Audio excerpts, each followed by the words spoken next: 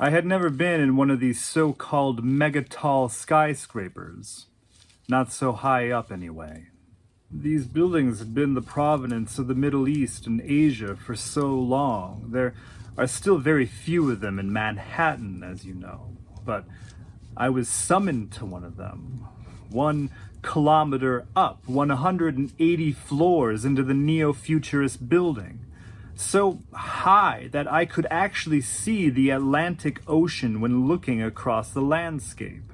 It is unnerving being so high up when you are not in an airplane.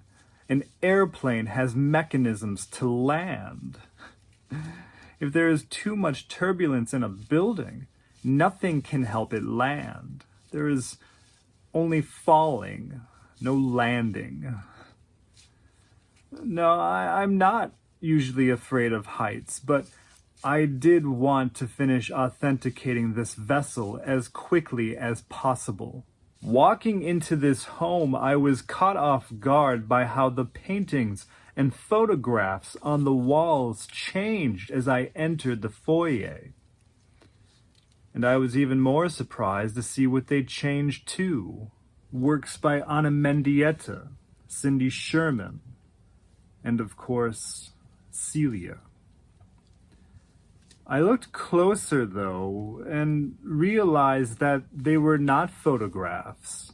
They were digital screens so clear that the paint on one of Celia's films appeared to chip right off.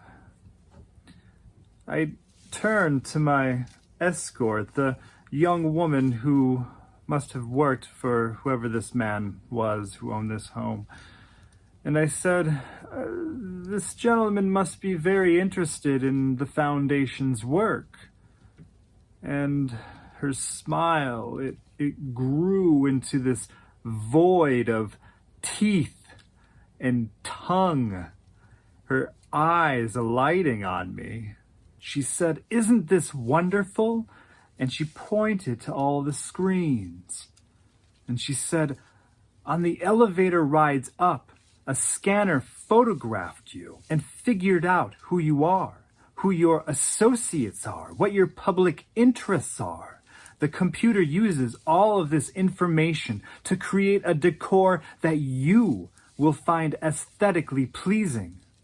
Mr. Vasiliev wants to make guests feel as welcomed as possible."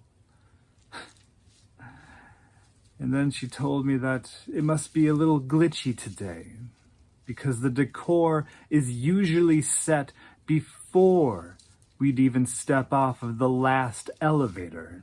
The funny thing about this was that I wasn't even angry about this stranger possessing all of this personal information about me. I was actually mad that even with all of this data, the machine did not display any of my own work.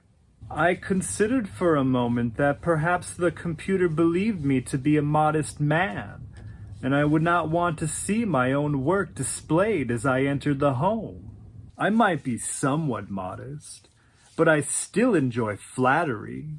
I wanted to see my work on this exorbitantly wealthy man's walls, to believe he cared about my work, even if in reality it was all just a mechanical farce. Perhaps the computers just did not believe that my work paralleled the Mendietas, the Merodes, and maybe it just believed that I had better taste than my own work. I settled on this explanation because, no, I did not ever become famous. You flatter, but no, I've never been famous. There are occasions when the Foundation will show my work in conjunction with Celia's and our contemporaries from eons ago, giving the students and other visitors a view of the world in 2015.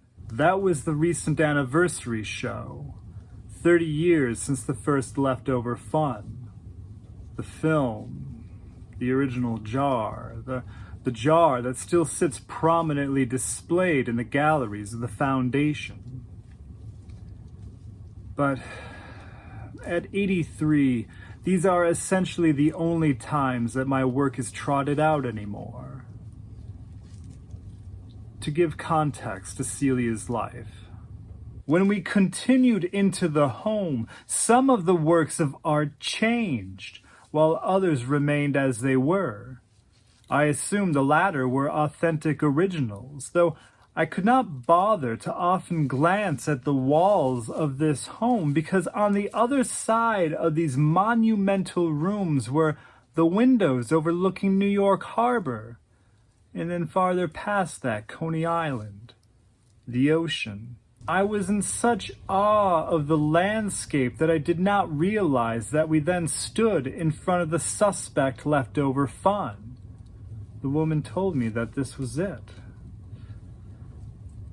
I still just looked outside, gaping down at the clouds passing by, and then farther afield, where it was not a cloudy day. She said, "Mr. Rojas, can you help us judge whether this is an authentic leftover fun that you worked on?"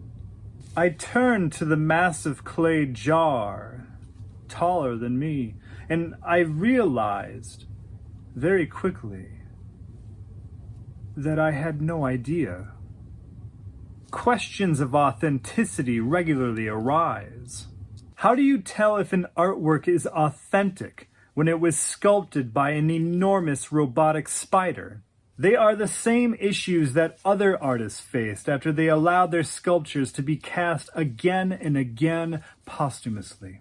Many of Rodin's thinkers, for instance, were cast decades after he died. He gave a number of molds to the French government, and France was allowed to cast editions of each sometime in the future. Dali made similar arrangements. When work is continually made after death, it can be difficult to judge if you are viewing a piece that the artist truly considered authentic. Posthumous editions by Rodin and Dali, however, were all pieces that the artists had molded while still alive. Celia, on the other hand, she never saw a single one of these editions outside of some digital schematics and her codes. They were all new. They would always be new. She would always be alive. The foundation displays dozens of volumes of books that hold the codes in their pages. She had asked for them to be bound like a collection of encyclopedias. The volumes are displayed behind glass on a long bookshelf circling the studio with the spider, but only one is ever opened. One is always open to the page with the most recent code. But these codes are only of use for the software that Susan created. If you put one of these codes into a typical 3D printer, you'd end up with garbage. And people did. I had never actually been brought in to authenticate a piece because whenever some novice tried using that one displayed code, they'd just end up with something that looked like a pile of anemic octopus scat. But I had been asked to authenticate this piece because it appeared to be true. The owner, however, for reasons that could only be considered dubious, did not own the certificate of authenticity. The vessel looked exactly like all of the other mason jars. Celia did not bother to have Susan write codes for the jars that gave them a hand-sculpted appearance. There were no hidden flaws for me to detect our craftsmanship. On the exterior, anyway. I really hoped that we would not need to bring in an X-ray machine. I walked around the vessel, trying to decide if my hands had once touched this piece, if I had rolled it out from underneath the spider and into the kiln. I was not willing to mention X-rays. Susan and I haven't decided how the vessel should be authenticated after I die, or after she dies. They'll probably need to use an X-ray machine, but even then, Only Susan and I could say for certain if they were truly Celia's. And even then, I don't know. I don't think Susan does either. So it was on this visit to this absurdly high home that I made a decision.